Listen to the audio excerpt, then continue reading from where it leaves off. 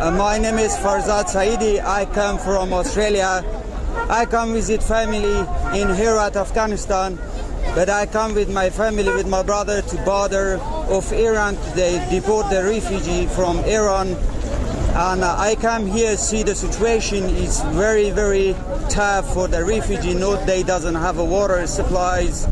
Are lot of things they needed help, like transportation, food, waters.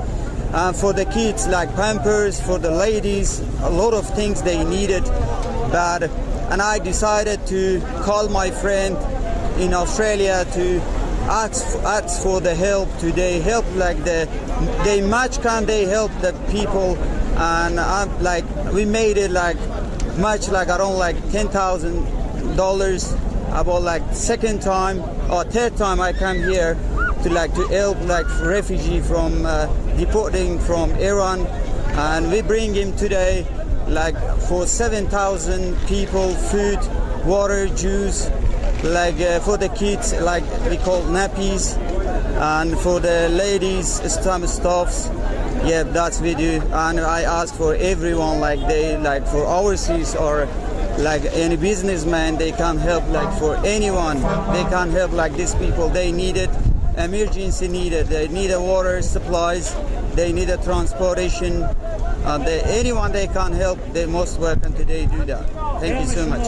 My message for those people living overseas, like they're living in Europe, America or Australia, any country, if they can match, can they do it, like they send money for the families, friends, do they help, can bring like food here, they can like organize any transportation or any kind of help they need it, or they match, they can do it. That's better.